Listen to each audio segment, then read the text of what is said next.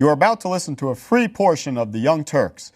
To podcast the complete show, sign up for membership at tytnetwork.com/membership. All right, and thank you for that on-the-spot report from the TYT Lizard. Is the TYT Lizard a male or female? Do we know yet? I think it's a male. Okay, well, we'll have him give us an update as the situation warrants. I have a couple of announcements to make. First, I have to look into the right camera. Tonight, Tuesday, we have a Democratic town hall and Nevada caucus coverage starting at 8 p.m. Eastern. Everybody say Nevada, not Nevada. Nevada. Nevada. Nevada. And get ready for Colorado also. It's Nevada if you're someone from Wisconsin who's like living in Nevada. And then also Oregon is another important one to not pronounce Oregon. So that's tonight. On Thursday, the 25th, there is a GOP debate starting at 8:30 p.m. Eastern. So definitely going to want to check that out. And then Saturday, the big Democratic South Carolina primary starting at 6:30 p.m. Eastern. We're all predicting a big Bernie landslide, right? No. I'm not. There's no way of knowing how it's going to go. He's going to lose by more than 15 points. You think he's going to lose by more than 15? What is it? What are the? That's I don't even my know question. what the polls are. I don't know. And then, of course, all of our live commentary can be watched at tytnetwork.com/live. Okay, and we also have a few tweets to share with you. Yeah. TYT Live. Let's see. Anything good? Your mama says, "Holy fuck! It's an impromptu, totally true or totally bullshit edition of main show TYT." Wes, do you have any idea what that means? We are not prepared. We are not the stars. We are here. We are delivering you news and our opinions. For those of you who are not members, Totally True or Totally Bullshit with Steve-O and Malcolm Fleschner is a game we play on the Friday postgame sometimes. A lot of fun. And I missed it. Next time you're around we'll have you on, Wes. It's a great game. Patty tweets, says, $445 million, 91 detainees, explains food stamp cuts for Americans. And let's see, one more. We'll say, Leanne Davis says, how would Carson see racism anyway with him sleepwalking? So that's fair point. A little bit of I'm still on that $5 million per detainee. I mean, dude, like a $24,000 a year lease in a semi-decent place, and let's blow another 30 grand on heroin. They're not going anywhere. And you're doing it for under 100 grand a year for each of them. Yeah, look, for other prisoners, they range in cost between $30,000 and roughly $70,000 a year. That's insane. That's an insane amount of money. $5 million. Yeah. It's like they're almost as expensive as recruiting a Syrian rebel. Well, also, I think about $500 million or $5 million. We could be putting all those detainees through college. Guantanamo was extraordinarily expensive because obviously we don't get any electricity from Cuba or water. They have a desalination plant. They have to generate all their own electricity. It's a huge waste. We should give it back to Cuba as far as I'm concerned. But we have to move on to the next story, guys. Come on, getting me distracted. Next, we have Donald Trump. He does not like protesters at his events, and he has some pointed comments about what he thinks should be done with those protesters. Let's see what he has to say. Look, see, he's smiling. See, he's having a good time. I love the old days, you know? You know what I hate? There's a guy totally disruptive, throwing punches. We're not allowed to punch back anymore. I love the old days. You know what they used to do to guys like that when they were in a place like this? They'd be carried out on a stretcher, folks. That's true. Honestly, I hate to see that. Here's a guy throwing punches, nasty as hell, screaming and everything else when we're talking. And he's walking out, and we're not allowed, the guards are very gentle with him. He's walking out like big high fives, smiling, laughing, like to punch him in the face, I'll tell you. Well, say one thing for Donald Trump. He is a big talker when it comes to punching people in the face, theoretically. When it comes to actually doing it, he's probably coming of a coward. But I think the answer here is that, or what the bottom line is for Trump, violence is always the answer. That's an important note. And I should also add that we have a number of people have been kicked out of Trump rallies in recent months. In November, one guy got kicked and shoved as he was removed from a rally. And in October, another protester was dragged out of a Trump event and was kicked by another rally attendee. I'm surprised Trump didn't say anything about maybe using German shepherds or fire hoses on these guys, like the real good old days. The real good old days when you just drag them out and lynch them. Yeah. The real good old days. I mean, for Trump. in a stretcher, why, that's too much, I would say.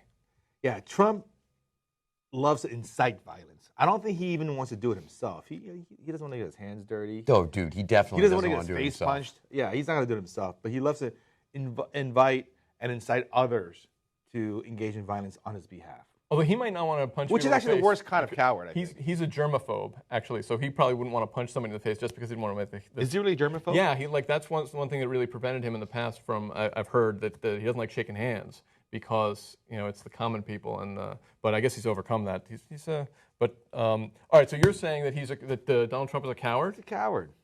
You think you could take him? A real man should punch someone in the face with his own hands and not incite other people to do it. What do you think? In all fairness, he does want to be the president of the United States, and that's all about inciting other people to violence. But look, it's scary. I mean, because a lot of people think, yeah, just like the good old days back when we were tough. We were never that tough. The tough people beating everybody up 30 and 40 years ago were armed police beating up innocent people. I mean, they were the bad guys. If you really want to go back to like that time when people come into a place like that and go out on stretchers, that was like the 1968 Democratic Convention when you had a police riot beating up all the young people in Chicago.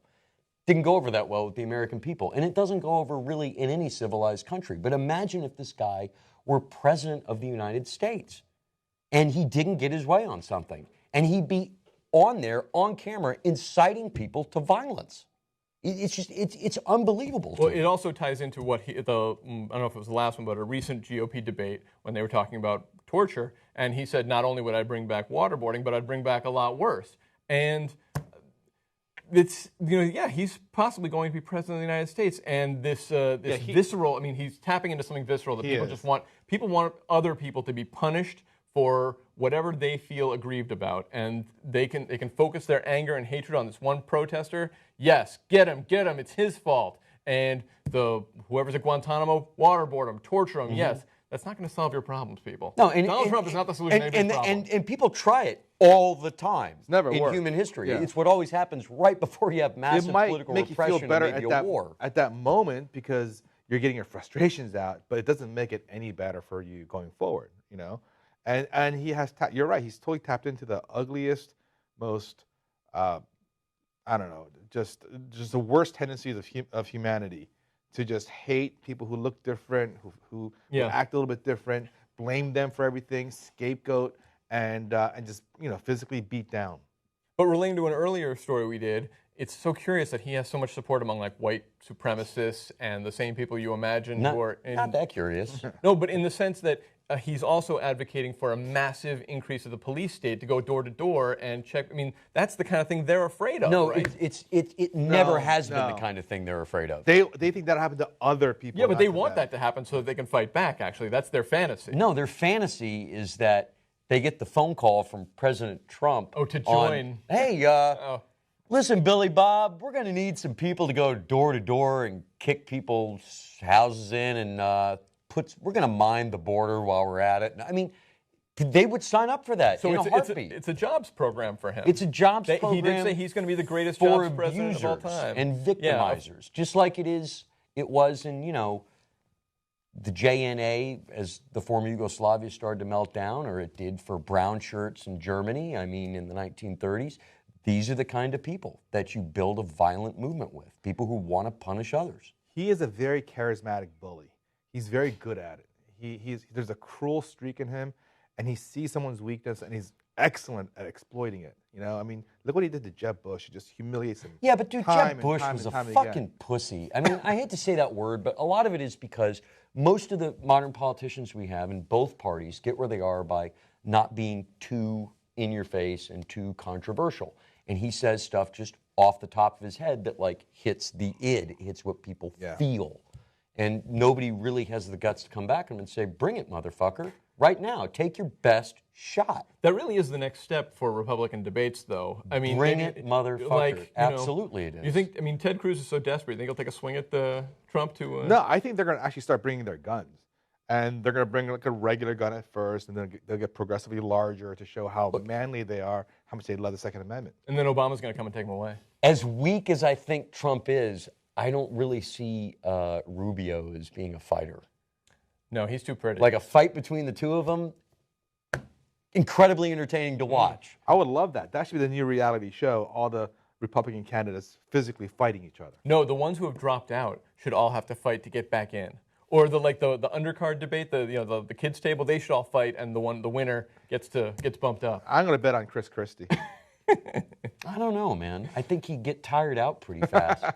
This is what is the crux of the matter. The really important thing to understand is that Donald Trump is the one who's inciting violence. It's not us talking about wanting to see the Republican candidates fighting. It's Donald Trump who's got the problem with violence. All right, let's move on to the next story. All right, so this one's sort of complicated, and I hope I don't mess it up in describing it. We have some scientists who worked at a lab in New York City, or New York, for the police force. Their names are Shannon Morris, Melissa Lee, and Kevin Rafferty, and they're suing the crime lab because they tried to correct errors they saw were going on in the lab that were beneficial to the prosecution in cases, and the errors that they pointed out were going to be if they point out the errors, then the defense, that would be to the defense's benefit. And so they were marginalized, they were criticized, and so now they're suing. And specifically, there was a computerized DNA analysis system called True Allele. I hope I'm pronouncing that correctly. You are. You are. Okay, good. And so it was guaranteeing the result of DNA tests, but it turns out that using this system was getting people off, so to speak. It was getting, defendants were being acquitted because of it, and the cops didn't like that. So the cops came back and applied pressure to them. And so as their attorney, we got a quote from their attorney, a gentleman named John Bailey. He said, "There are people that are very pro-prosecution. They were putting pressure on scientists to reach conclusions that were not scientifically valid. That's what my clients were objecting to." Okay, so there were 37 staffers trained using this system, and the 3 of them were the most vocal in their criticism of the department's old analysis method and wanting to move on to this new system. And yet, a year before the 5-year contract was up, the True Allele system was abandoned, and that's what the controversy is about. So, of course, the medical examiner office spokeswoman says that there's no problem and everything going on is on the up and up and reliable. So, what do you think is happening? Do you think it's most likely that they have a case, or do you think they have some other grievance that is at play here? Well, I don't know, and we can't possibly know, but what I do know is that there's a real problem when a lab services the police or the prosecution, and there is both an explicit and an implicit bias in favor of prosecution. Right. Because even if they don't say, "Hey, Malcolm, I need you to fix the evidence in my favor," even if they don't do that, which I think that's very extremely rare. I say, "Malcolm, I'm working on this case. I've been busting my ass on it. I really, really, really, really need to get this conviction." Yeah. You're going to just want to help out. The guy's definitely guilty. Yeah. Because there's often other evidence. Yeah. And they'll say, "By the way, you know what he did? He chopped up that little girl into 18 pieces. Then he ate her liver, right? We got to get this conviction." And you feel like, "Oh, shit, I don't want to be the guy who blows it all up because I say that there's no DNA match." I think the real solution here is to have a blind test system. Yeah. So that the people who are doing the testing don't know who they're doing the testing for, whether it's for the police, whether it's a placebo fake test, or whether it's just for some private client. Like, they shouldn't know. Otherwise, there's a strong incentive to be pro-prosecution. Well, the question is, are you trying to get convictions, or are you trying to get at the truth? But I'm serious, because prosecutors, they run, they're elected officials, they run on the number of prosecutions they get, and they have a vested interest in, successfully prosecuting criminals in these trials. And successful attorneys don't advertise like, "I'm the guy who proved what actually happened over again." They're like, "I won or I lost." That's right. That's how you keep a record, not like the truth. And this is not the first case. I think you and I discussed in the postgame, which you should definitely watch our postgames on Fridays, that last April there was an FBI scandal where hair analysis for decades had been flawed, where the analysis that came back was weighted in the prosecution's favor over and over again, and thousands of cases, or almost 1,000 cases, something like that. And it just points to how messed up our justice system is, but it's also it's all the more worse because we expect DNA analysis to be perfect. Like we see CSI, we watch these shows, and we expect, well, guilty. The DNA evidence is in. I mean, he's guilty. Besides OJ, everybody else is guilty. Mm-hmm. Yeah, it's really amazing how much power expert witnesses have in any kind of trial, especially in criminal trials. And there's this tendency for the jury to just completely buy in. So whether it's an expert, hair analysis or handwriting analyst, or teeth mold match, anything to have some sort of tangible proof when there's no, and also eyewitness testimony. Eyewitness testimony which also is tremendously flawed. There's a lot of weight given to any witness who testifies in very uncertain terms. We have 99.98643% certainty that this defendant is the one who committed this crime. Mm-hmm. Conviction. Mm-hmm. But that doesn't factor in human error, which is certainly possible, even if they're not looking to put their thumb on the scale for the prosecution. And then also all those people, I mean, they work in the same offices, or they socialize with them. The prosecutor comes and talks to them as though, I really need this conviction. Like you said, that is the way people are. And people are going to want to help other people who this guy's a good guy, this prosecutor, he wouldn't, lead me astray. I'm going to, help him make his case or whatever. But it also reminded me of that case in Alabama, which I wrote down the town. It's Dothan, Alabama, where the cops were systematically planting drugs and weapons on young black men, like almost 1,000 wrongful convictions that had to be thrown out. And it just goes to this question of if you are African American, who are predominantly these people are are going to be victims of this, are going to be predominantly, or not, but at least weighted towards African Americans, and they are just there's this idea like, oh well, you must have done something wrong, but no, you don't have to do anything wrong, and you can get totally railroaded and screwed by the justice system in this country, and once you get a conviction on your record, you're fucked. It's discouraging. But at least, if these people are, at least we have these whistleblowers, which, in modern society, American society today, being a whistleblower, you get no support. And there was never a time in human history when especially now, whistleblowers ever got support. These two will have a hard time ever finding a job again with a testing company. Yeah, there's no advantage to them.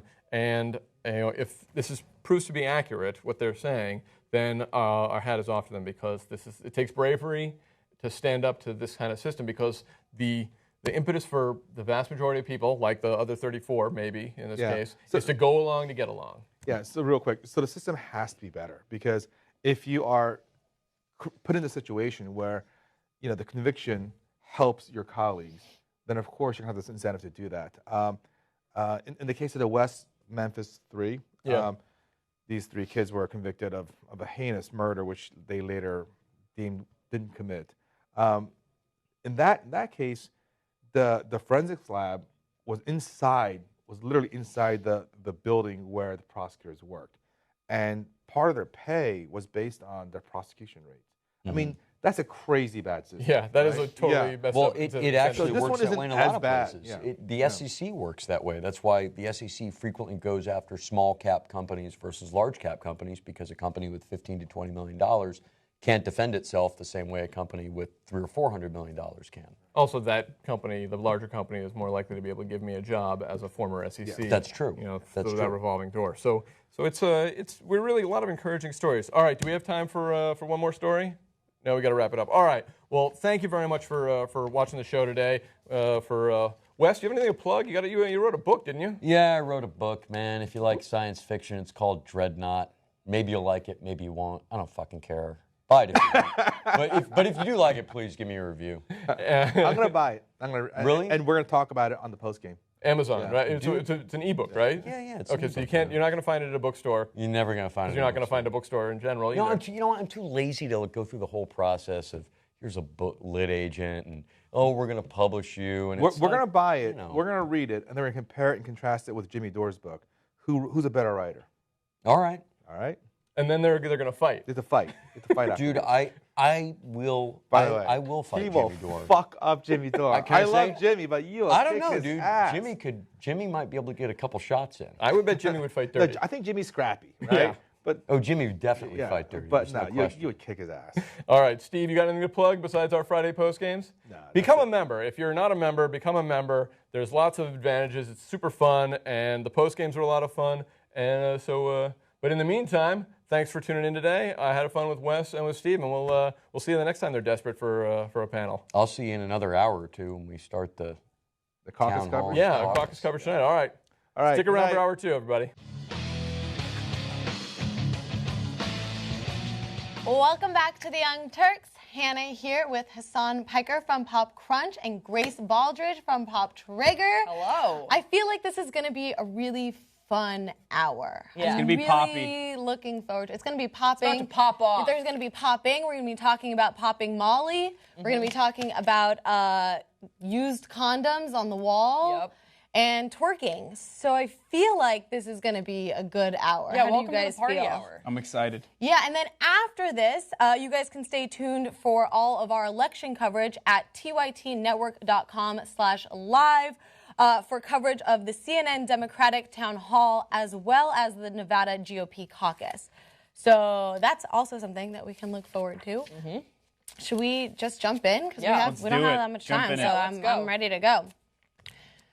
So producer Dr. Luke has finally broken his silence with regards to his ongoing lawsuit with Kesha, saying that he didn't rape her and that these are matters to be hashed out in court rather than on Twitter. So he took to Twitter, and in a series of tweets, he commented on the lack of information present as well as the ramifications of false rape accusations, as well as commented on a 2011 testimony wherein Kesha said that she was not raped by Dr. Luke. Now, some of the tweets that he tweeted the other day was, "I didn't rape Kesha, and I have never had sex with her. Kesha and I were friends for many years, and she was like my little sister." He also said, "I have 3 sisters, a daughter and a son with my girlfriend, and a feminist mom who raised me right. It's sad that she would turn a contract negotiation into something so horrendous and untrue." Now, I'm sure that we're all going to have a lot to say on this, but first I want to kind of go over some of his tweets and get out my opinions, because I feel very strongly on this case. One of the things that he said, he says lives can get ruined when there's a rush to judgment. He cited the UVA and Duke case. I would argue lives can also get ruined when you're raped.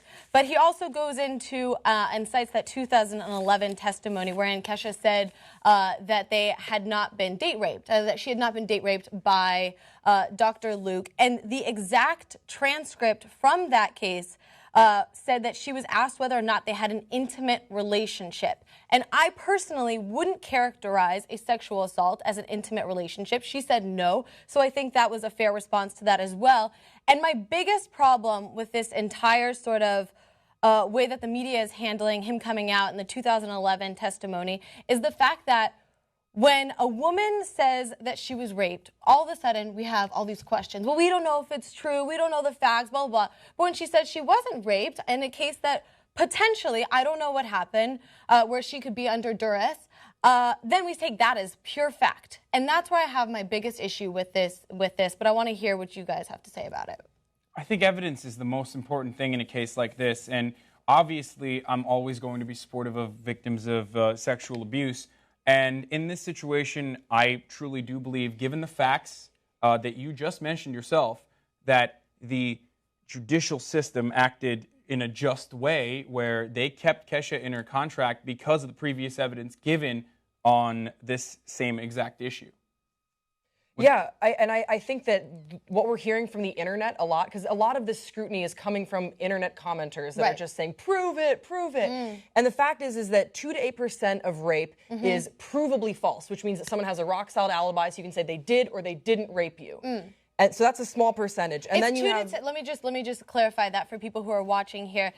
When people say, oh, women, make false accusations all the time, 2 to 10% of women make the false accusations. Yeah. 2 to 10% and they are of provably rape. false. Right, you can say yes or you can say no, they were not raped. And then 3.5% of rape, and this is from the National Review if you guys want to look it up, are actually go to formal rape charges against the alleged rapist, where you have enough evidence to take it to court.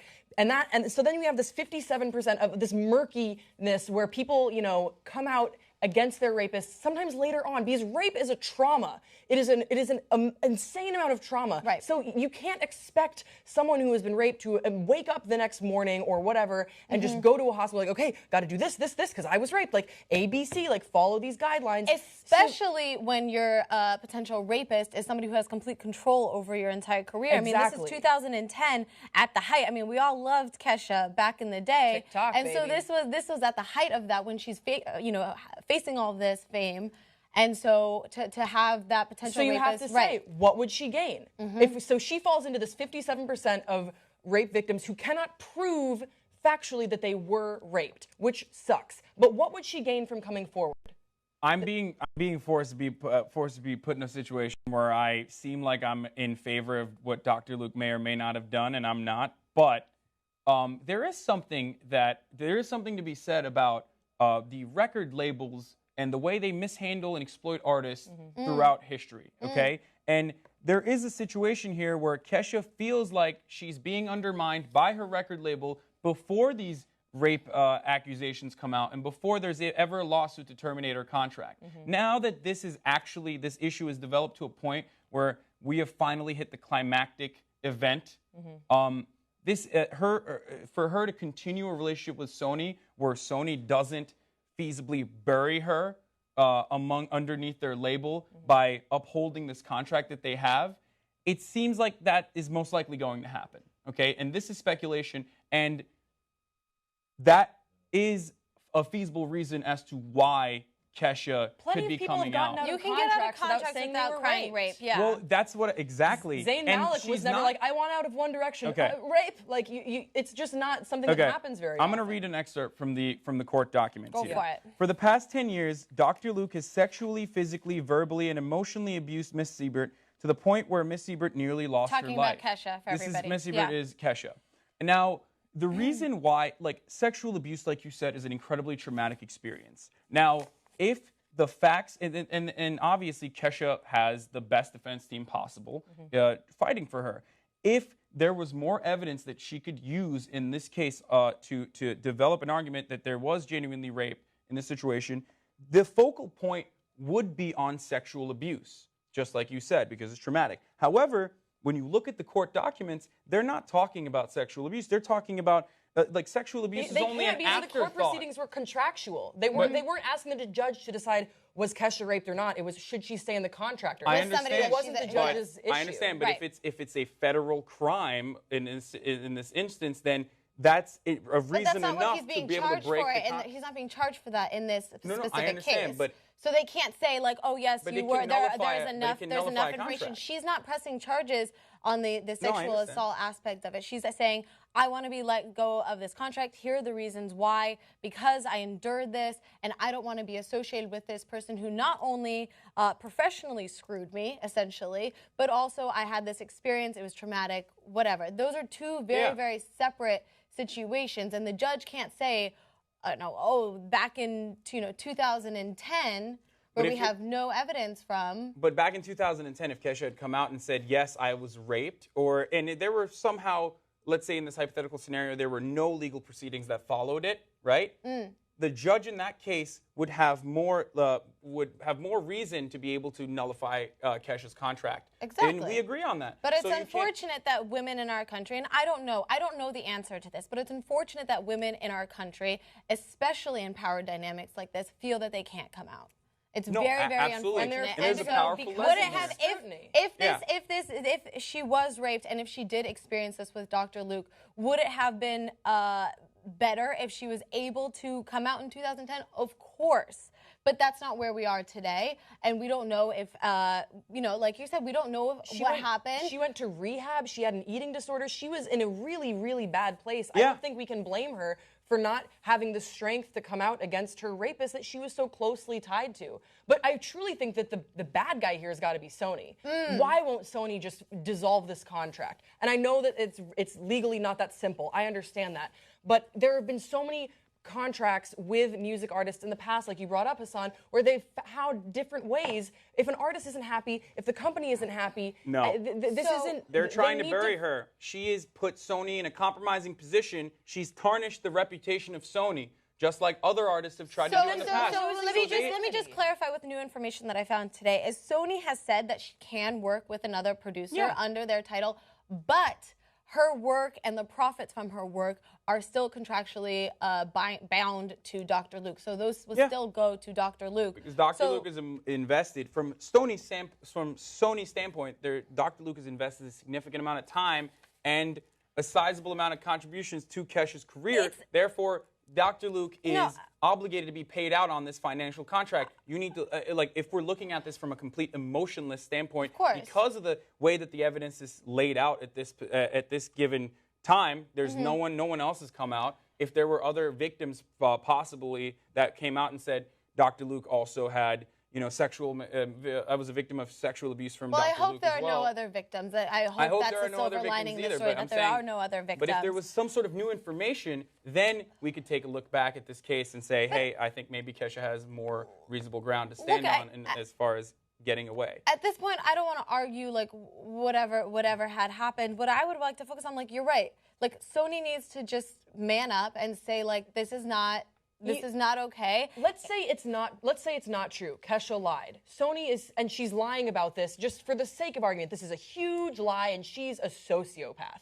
Okay? Sony should still look at this and be like, holy shit, this girl is so unhappy. She's saying that she was raped. We need to break this tie right now. Let her be free. This is not a happy relationship. Absolutely not. They're trying to bury her. They're trying to bury her under their record label like they've tried to do with Michael Jackson. Everyone's still talking about it. No. Bury her financially, Grace. Bury her in a sense that she is not going to be allowed to put out any music. She's buried. Taylor Swift had to donate $250,000. Okay, I know, but she's been buried. Why would Sony, feeling like they've been put in a terrible position by one of their artists, allow that artist to go out and make money? I am not saying this is right. I'm not saying this is just. But when I look at the facts and I look at it from a completely emotionless standpoint, I understand, and that's how businesses run. Right, but I understand why Sony. But I think businesses, emotionless, also take into account PR, and this is really, really bad PR for Sony. And I think we're shedding light on that. But I also think, look, Dr. Luke is saying, we were friends. She was like my little sister. Dude, when is it not worth it? Just say, okay, here's the contract, it's over. Why won't he just, if he's so wrapped up in the fact that they were so close, at some point, don't you gotta be like, okay, you're dealing with enough?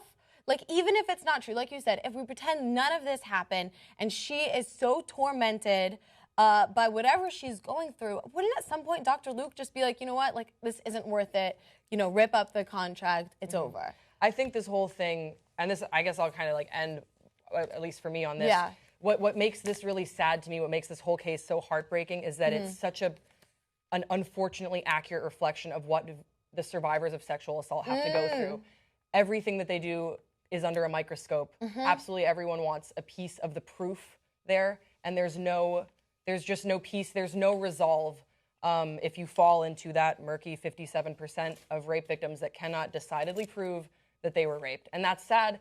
And it's really sad that we're seeing it happen to Kesha, because I think she seems, I really like her music. I want her to get back to what she wants to do. I don't understand if this is false, why she would make it up, because I just want her to make music again. Yeah, I think that's a great point to end on. Moving on. Nearly 2 weeks after American actor and designer Waris Ahluwalia was banned from a flight because he wouldn't remove his turban, comedian and YouTuber Jasmeet Singh, also known as Just Rain on YouTube, detailed his experience with the TSA traveling as a Sikh man. Now, Singh took to Twitter to describe how the security instructed him to remove his turban in a private room, and he says, "After finding absolutely nothing wrong because a turban is just cloth and the whole thing is stupid, I asked for a mirror to tie it back again. The agent tells me there are no mirrors and that I can just walk down the terminal to the nearest restroom without my turban wrong." Now, if you guys don't understand why this would be an issue for members of the Sikh community, according to the Sikh Coalition, it's mandatory for followers of Sikhism to wear a turban in public as it's a symbol of love and obedience to the wishes of the founders of their faith. And so this is unfortunate because obviously the coverage of Waris Ahluwalia, I think, was very broad, and it's I was hoping that case would sort of educate people about the Sikh community, and that the people wouldn't sort of racially profile people like this. But unfortunately, it's still very prevalent. So here's the biggest issue here, and obviously it's not a surprise. It's fucking racism, okay? Like, because this guy even accepts the fact that he's racially profiled. He says himself, I understand the protocol. I'm there. I'm comfortable with the situation. Right. It's shitty. It's inconveniencing, but I'm going to do it anyway. Right. The problem when this becomes racism is after you have assessed that he is no longer a security threat, you still continue to inconvenience this person and shit on his fucking religious beliefs. You can't do that. At that point, once you've identified that he is no longer a threat, you should be doing anything in your power to possibly be like, I'm really sorry, here you go. Like, you have an iPhone. You have an iPhone and a camera. You have an Android. Every phone has a fucking camera. Put up the camera and put it up to his face and help him as much as you can. Find a fucking mirror and help this man put his turban back on. Yeah. Completely. This is ridiculous. I agree with Hassan. I think it's incredibly disrespectful, and I think it's likely that the TSA agents he was dealing with probably had no idea just how disrespectful it was. And I think that this is what we can take from this is that there needs to be more education. This is a guy who, I mean, he had like a sense of humor about the whole thing. Yeah. I would have been so pissed. Right. I know. You know, and he was, like you said, he's following protocol. He's complying with everything that they're asking for. The least they can do is have the education to know that asking him to take his turban off is truly just a stepping too Egregious, far. yeah. Here's why this and that is they not- need to do whatever they can to make it up for him, to make up for how And like disrespectful they were. No, completely. And like he mentioned in his tweets, like, it's cloth. Like, you're allowed to wear clothing And- through the X-ray. And so I don't understand why they didn't understand. Like, what do they think this is made out of? That it's somehow hiding something and some sort of security threat. Like, it's just such. It's not a fashion statement either. It's so It's not ignorant, for him is to what just- it is. It's extremely It's ignorant. not even an uneducated guess here, though. It's not ignorance in that sense. And the reason why I say it's racism is because you take him to a private room. What does that mean? That means they understand that he needs to be in private when he takes off his turban. So. Or to be searched.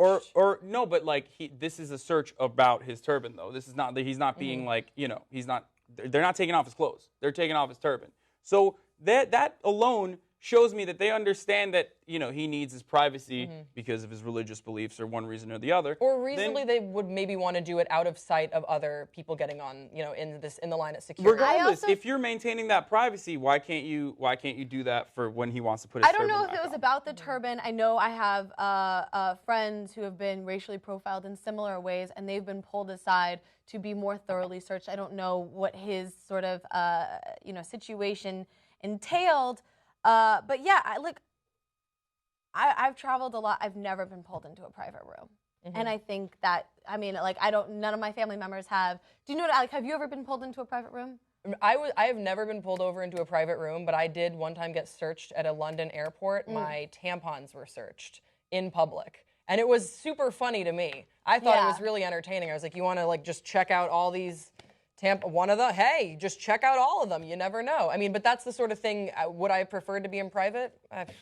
I don't know, but it wasn't a religious thing. It's just, it's weird who they decide to take aside and who they don't. And you're right, Hassan, it's racist. It is racist. That's and that bottom was line. my point, is I walked through the x-rays with my shoes on. I was like, oh, sorry, I just forgot. And it was like, okay, fine, Really? whatever. Yeah, I'm a Muslim and I have a beard, but because I look white, because I'm Turkish, I never get racially profiled either. You've never been taken aside at an airport? No, absolutely not. I'm an American citizen who looks white. I also think, in the case of Waris and Singh's case, a lot of the way that the media is covering is like, oh, he's an American actor and designer, and oh, this guy has, 600,000, YouTube followers. I'm like, do you know how many people this probably happens to on an That we don't hourly hear basis, about. on a daily basis that we don't hear about? But these are the people that we're drawing attention to because they're, in the limelight. But it is clearly It's a pervasive bigger issue. Yeah. No, it's very unfortunate. Moving on to other unfortunate issues. Oh, man. Bounce artist Big Freedia, who was recently featured on Beyonce's song Formation, has canceled her Mississippi concert due to threats from the state's alcohol beverage control that they would shut down if twerking was occurring. Now, Freedia, who is the star of the reality television show Big Freedia, Queen of Bounce, has been performing bounce music for 15 years, a New Orleans genre of hip-hop that is known for fast beats, call-and-response vocals, and a dance known as twerking. But the Mississippi Alcohol Beverage Control have rules that limit the intersection of scantily clad entertainment and liquor. You can't wear a thong, you must keep the cleft of your buttocks covered, and you cannot simulate a sex act. Further, sexually oriented adult entertainment is not permitted in a place that sells alcoholic beverages. They can sell beer at a topless club, but they cannot sell liquor. And that's really where this law comes from. This law was implemented 30 years ago so that strip clubs could not sell hard alcohol. Now, Freedia's manager, Reed Martin, contacted the alcohol agency. He says he was told that the agent had, quote-unquote, seen things on YouTube that might be against Mississippi code, and that agents would supervise the show if it went forward so that they could shut it down if it exceeded the terms of the town code. Now, luckily, we've also seen things on YouTube, so let's take a look at what Mississippi is so scared of.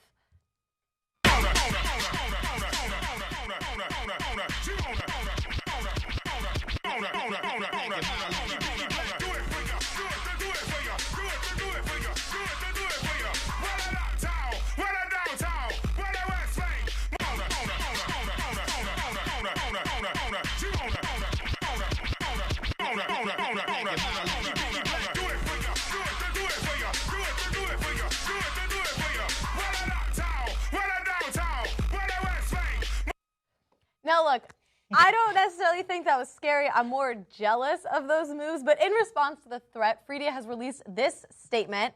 She said, I would like to apologize to all my fans in Mississippi for my show being canceled tonight due to the state alcohol beverage control, saying that my show violates some law out there. This is some twerk loose bullshit. Twerk Loose, which is ironically the theme for her replacement concert that will be on March 25th. The ABC in Mississippi says that hopefully the concert that she's putting on in March 25th will comply with their alcoholic beverage laws. I think this is some outdated Twerk Loose bullshit. Are they gonna have ABC officers like standing in the corner like, if your thong slips out of your butt when you're moving it, we're gonna have to shut this shit down. Keep the fun down. I frankly think they're like, we need to regulate this, so we're all just gonna come and watch. We're all just gonna be there and watch because we need to regulate. Because can you imagine we need some agents to volunteer to make sure they don't have too much fun. Sir, I'll do it. We got Keep a good eye on him. I'll do whatever it takes, sir. I'll be there. Yeah, exactly. Okay. This is ridiculous. By the way, how awesome and like ahead of its time is that genre? If he's been around for 15 years, that's like very similar to what we listen to now. Genius. I know. Holy shit, my new favorite artist. God damn, that is awesome. Look. Classic perversion of the law. They're taking antiquated ordinances, repurposing them for economic reasons because they want to take down some sort of like, they want to oppose this, uphold this Christian value that they have, right? And it goes against the very foundations of American democracy, where we were founded upon the principles of secularism, and then twerking. and twerking.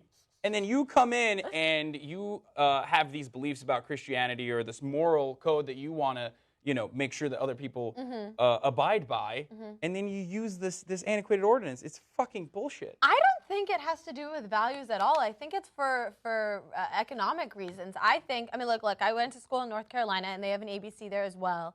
And the only place that you can buy hard alcohol in the state is from the ABC, right? You went to school in North Carolina too. Yeah. So I think they're like, oh, well, we don't want strip clubs to sell hard alcohol. We want to be the only one that sells hard alcohol. But what can we? No simulated sex acts and alcohol. That makes sense, right? There we go. Yeah, put that in the law. That's the only reason. It's because they're trying to make more money. By the way, I secretly love this law because it allows, in most states where laws like this exist, you can bring your own alcohol to strip clubs. So, in a sense, it's more fun. Oh, it's BYOB? Yeah. Oh, yeah. What? That seems cost efficient. Well, I was going to say that it's great. It's great for the consumers. Like, don't get me wrong. It sucks for this artist Big Freedia, but Freedia. And for the people who want to attend and get their twerk It's just on. a huge, the state of Mississippi is just being a huge fun sponge, in my opinion, just a huge fun sponge, and that sponge is just sucking up all the alcohol. But that's where I go normally when I want to have fun. I go to Mississippi. I'm like, Yeah, people turning up at the big Mississippi strip clubs. They might have a great time. We should go. I like that she's turning this around and saying we're going to have a Twerk Loose concert. Yeah, because this was very reminiscent. That's a great move. It's 2016 Footloose. That's what it is. And I think that if Footloose was made in 2016, there would be more twerking. I agree. Actually, they did make one with Julianne Hough. Who knows if there was twerking? We'll watch it later. Probably Movie not. night, whatever. All right, let's My move house. on. So, following a very public CEO turnover amidst issues involving regulatory requirements, the multi-billion-dollar startup Zenefits has officially banned alcohol and stairwell sex from their offices. Now, the new CEO, David Sachs, explained in a company-wide email why he was banning alcohol from the offices. He says it's too difficult to define and parse what is appropriate versus inappropriate drinking in the office. Now, this gray area of drinking in the office has been thoroughly documented on Instagram, so I want to show you some of the pictures there. What just JR happened there for a second? drinking in the office. Okay, so here are people doing shots in the offices for closing a big deal, and apparently this was a rather common trend at the Zenefits headquarters. Now, this was not the company's first issue with appropriate office behavior. Back in June, the director of real estate and workplace services sent out an email saying, "It has been brought to our attention by building management and security that the stairwells are being used inappropriately. Cigarettes, plastic cups filled with beer, and several used condoms were found in the stairwell. Yes, you read that right. Do not use the stairwells to smoke, drink, eat, or have sex. Please respect building and company policy and use common sense." So that sounds like a really fun place to work. Anyone? Like, it sounds like a fun place that sounds to like work a very fun place to for work. like 2 days, and Yeah, then eventually it's it's like, like God damn it, Brian! It's like Vegas, like 2 nights there, you're like, all right, I'm done. anyone that's ever been involved in sales in any way, shape, or form knows that sales and alcohol go hand in hand. You can't have a sales team without alcohol, without some sort of alcoholic incentive.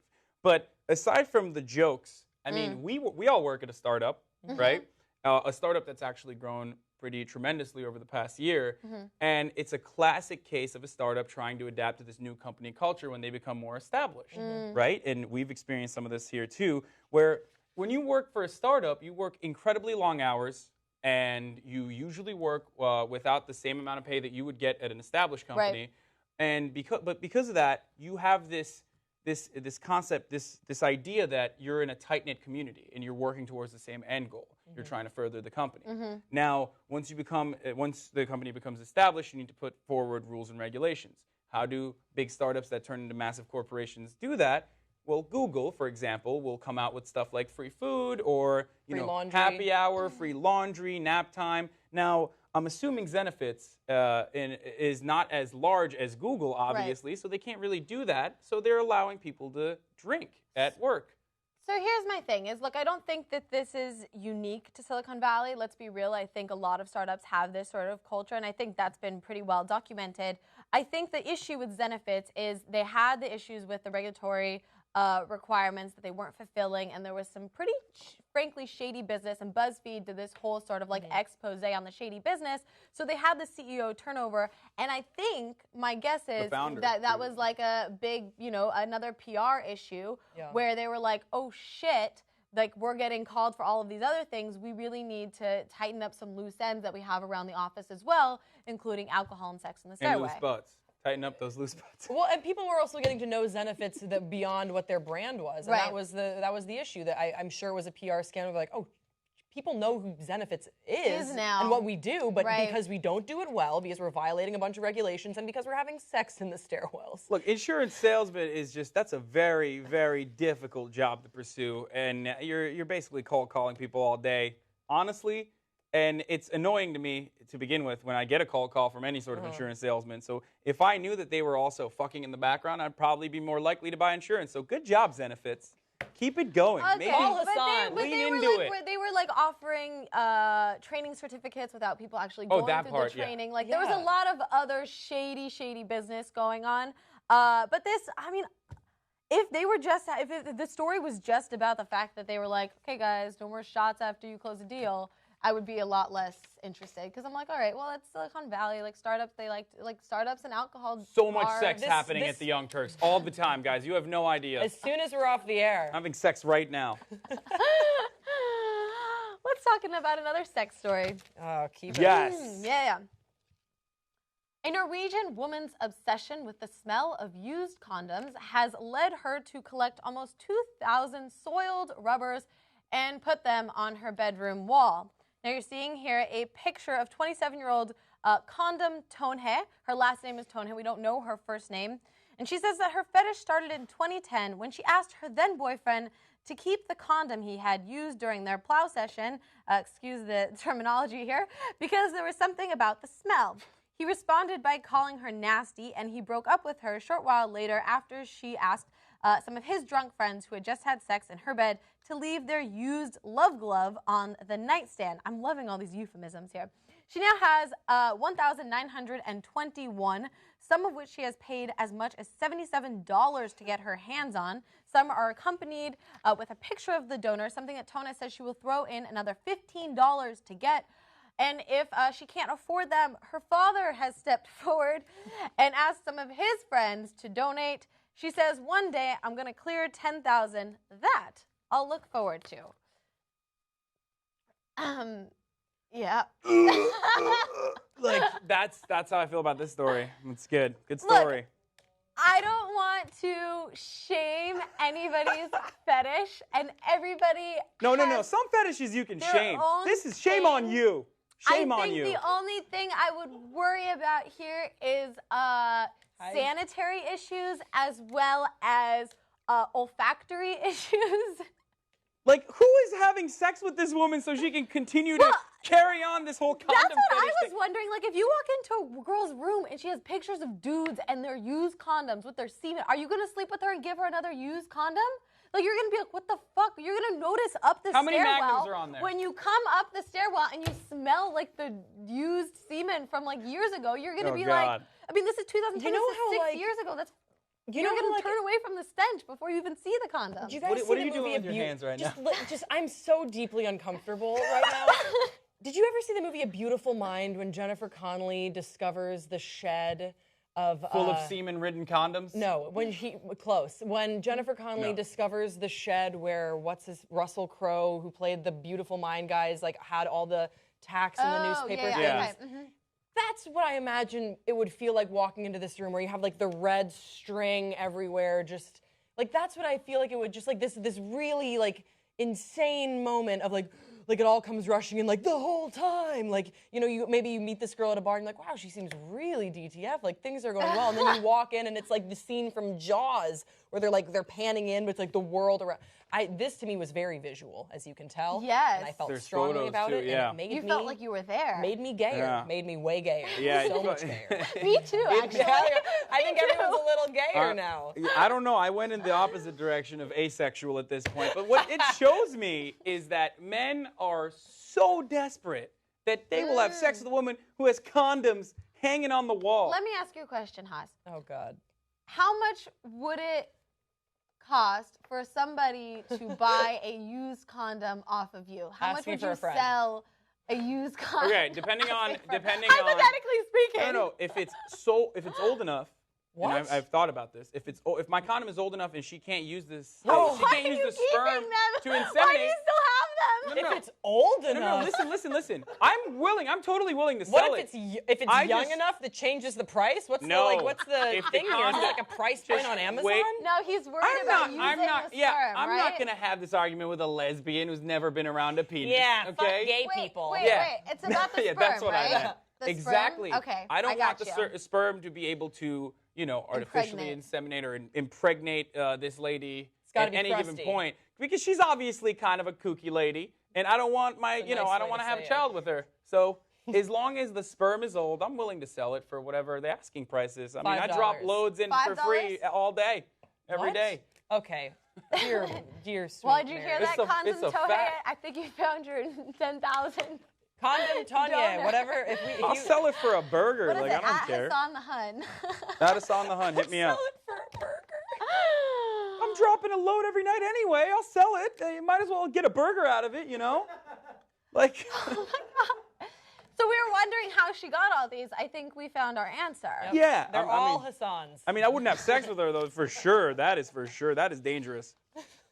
Crazy lady. Yeah. All right, guys, we have a hard out here now.